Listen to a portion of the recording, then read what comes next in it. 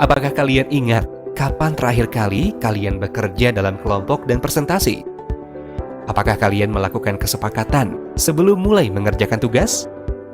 Apakah lebih menyenangkan dibandingkan jika kerja sendiri? Apakah presentasi kalian menarik? Coba ingat-ingat dengan baik ya.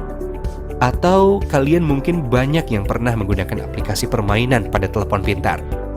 Aplikasi permainan adalah salah satu produk yang dihasilkan berkat ilmu informatika loh. Pengembangan produk yang kompleks perlu kolaborasi tim yang baik agar efektif dan hasilnya sesuai dengan keinginan. Sekarang kita akan bahas poin pertama, yaitu apa dan mengapa informatika. Informatika adalah bidang ilmu mengenai studi, perancangan, dan pembuatan sistem komputasi, serta prinsip-prinsip yang menjadi dasar perancangan tersebut. Komputasi adalah ilmu yang berkaitan dengan pemodelan matematika dan penggunaan komputer untuk memecahkan masalah-masalah sains. Istilah informatika sepadan dengan istilah dalam bahasa Inggris informatics, computing, atau computer science. Informatika mencakup pemodelan dari komputasi dan aplikasinya dalam pengembangan sistem komputer. Setelah melalui perkembangan lebih dari 20 tahun, informatika telah menjadi salah satu disiplin ilmu yang saat ini sudah berdiri sendiri. Informatika dapat dipandang sebagai sebuah cabang ilmu yang tersendiri karena membawa seseorang ke suatu cara berpikir yang unik atau computational thinking dan berbeda dari bidang ilmu lainnya. Ide-idenya tahan lama, 20 tahun lebih, dan masih terpakai sampai sekarang. Serta prinsip-prinsip intinya dapat diajarkan tanpa bergantung kepada teknologi tertentu. Saat ini, manusia hidup di era digital yang sering disebut Industri 4.0. Dalam Industri 4.0, banyak hal dilakukan oleh manusia dengan memanfaatkan mesin cerdas berbasis komputer dan internet. Sedangkan, masyarakat sekarang ini disebut dengan masyarakat 5.0 atau Society 5.0 karena hidup di dunia fisik sekaligus di dunia siber atau maya saat melakukan kegiatan daring.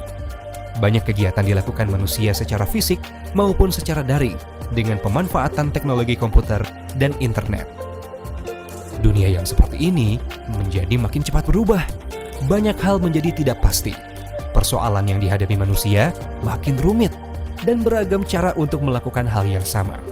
Sebagai contoh, yang telah kita alami sendiri ialah pembelajaran daring atau dalam jaringan selama masa pandemi COVID-19. Di dunia industri, lebih banyak lagi hal yang kini dilakukan dengan bantuan teknologi komputer. Segala sesuatu diselesaikan secara otomatis karena sudah ada robot-robot yang mampu mengerjakan pekerjaan rutin yang berulang-ulang. Cara orang melakukan kegiatan menjadi berubah karena teknologi komputer dan internet yang dimanfaatkan di berbagai bidang. Nah, situasi yang disebutkan sebelumnya terdengar memudahkan orang untuk melakukan kegiatan, bukan? Namun, coba pikirkan, bagaimana nasib para pekerja yang semula bekerja sebagai kasir, pegawai gudang, pegawai yang melakukan pengepakan barang di pabrik, dan sebagainya. Ada banyak orang kehilangan pekerjaan karena teknologi mengambil alih hal-hal yang biasa mereka kerjakan. Menghadapi situasi tersebut, kalian yang sedang belajar di jenjang sekolah menengah atas perlu berpikir kritis dan mulai memikirkan masa depan. Tentu, tidak semua orang akan berkarir di bidang komputer. Zaman sekarang, kesempatan untuk berkarya di berbagai bidang sangat terbuka. Namun, hampir semua ilmu lain membutuhkan komputasi atau penyimpanan informasi serta pembentukan pengetahuan yang membutuhkan komputer.